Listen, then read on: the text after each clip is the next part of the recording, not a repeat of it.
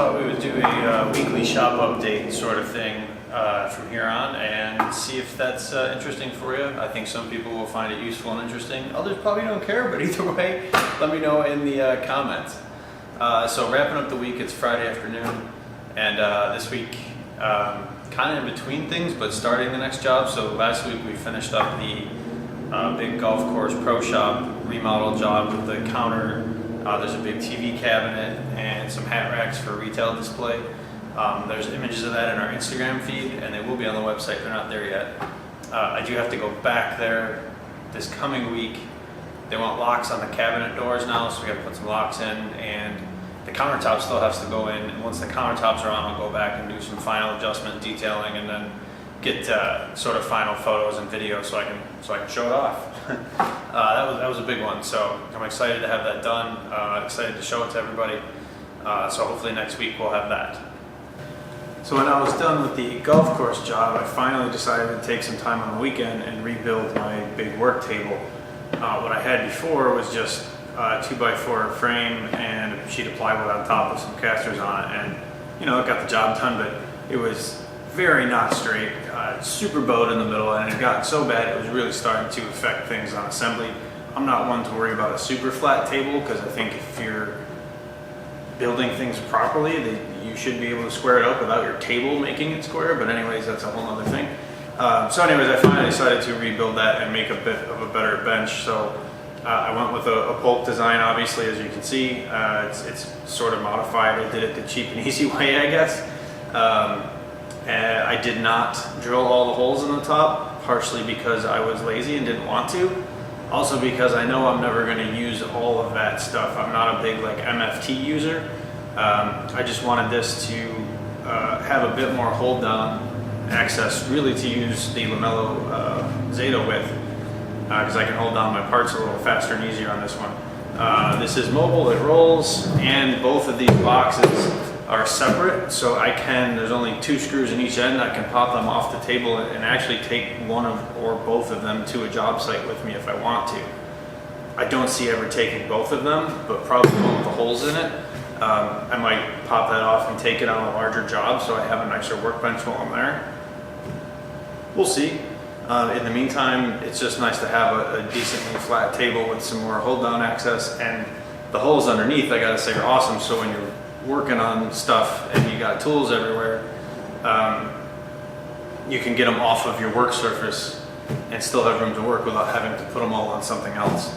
So that's a feature I really liked. And it's pretty lightweight because of the way it's designed. Certainly not my design, but it is a pretty sweet table, so I'm happy with it. So we finally spent the time and did that. So after finishing up the workbench, I did get a start on the next big project. I had about a day of design work still to do and get through printing all the cut lists and everything. But now all the pieces are all cut, and we're starting just the beginnings of assembly. I got the cut list all done. I did all the joinery work with the dados and the Zeta joints and things. We drilled the shelf pin holes, did all the edge banding on the lower cases here, and now we're starting to get some things put together. So this is going to be a large built-in unit. This will be the full length. I think it's just under 12 feet. The countertop's just going to be a painted counter to match everything else. So we're using MDF. It'll get a hardwood nosing. And then up above will be bookshelves up to the ceiling. So that's the next thing to start building after I get the countertops done, is the big bookshelves for this. This one's actually going to get an LED light package, which I'm excited to do. It's going to look really cool. And the cabinet doors we're working on. So it'll be all doors in the bottom and then open up top. It's going to be, I forget the color, it's like an off-white, cream white, and then the top half will be the same, except the back wall of the bookshelves is going to be a color called iron ore, so it's like a dark gray, almost black. So it should look pretty sweet. And then on site, it'll all get scribed in where the moldings fit. We have a crown molding for the top. So you'll see this come along over the next couple of weeks. So the other thing I wanted to mention, when I was starting the finish work on the golf course job, I realized quickly that even with my 2 large paint rooms, I was going to be out of room real quick, and it would have stretched out the finish work a lot. So I made 2 new paint racks to sort of help that. So this one here is meant for large or longer pieces. I can do a bunch of base moldings on here. In the case of the golf course, I had a lot of the trim frame panels on here, and quite a few of the even larger stuff actually. So I made the bottom section bigger. All of these do come out if I want to move them around or change them. I haven't decided if I'm going to change the top to the same pipe setup so I have more depth. I kind of like narrower ones on the top, and then I put the bigger stuff on the bottom, kind of work down. I even use this for two-sided parts, meaning I could spray the top side, set it on here, you know, cycle through all my other parts, and by the time I did that, they were tacked enough that I could flip them because they have such a small contact area. I was able to set them on the other side, so that's a huge time savings, right? You're basically cutting in half however many parts you can get on here, whatever time that takes.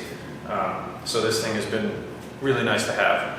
Again, one of those things I've been wanting for a while and just never took the time to do it, and definitely glad I did. It is mobile, of course, so I can move this forever.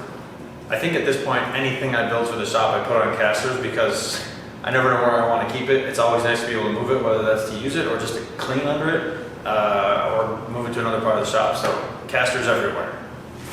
And then there's this ugly looking thing. It says another paint rack. I had one I built a while ago and I wanted to modify it. So before, I didn't have any of these movable pieces. So this worked good for one side of the parts. Or if you wanted to paint something, set it on here, let it dry, and flip it, do the other side, which isn't great, even if you do let them dry, because then you're getting overspray on that bottom side. I don't care how you do it. You know, sometimes certain paints aren't as bad, but most of what I do has a clear coat, so that's going to get under there, and you're going to see that dusty finish. And I can rub it, but it's just a pain in the butt. So the best way to do it is spray both sides wet at the same time, and then all your edges get treated the same way. So what I did is I created all these movable little pieces that have screws in there. I kind of doubled the tip on them so they don't really dig in, but I can now spray a panel, flip it on the table, spray the other side, and then rack it wet and just keep going through all my parts. And that way I can do two sides on every panel and roll through. I think it holds 32 or 36 panels. So for cabinet doors, drawer fronts, that kind of thing, awesome time saver. There are ones out there that you can buy, of course. I forget the brand of one, but there's one pipes that slide in and out, and they have a bend to them. And it seems really finicky to me to get your panel in the right spot. Maybe it's easy, I don't know. But it's also like $300 or $400. This was, I don't know, nothing. It's made from scratch, really, some screws. It took me a couple hours, but I'm sure the other one's probably nicer, but this works and it gets the job done, so I'm happy with it. I think that's pretty much going to do it for this week, guys. Thanks for checking it out. Let me know if this sort of video is useful, interesting, care, don't care, whatever. Either way, tell me in the comments. And please consider subscribing. We appreciate you coming back. We'll see you next week.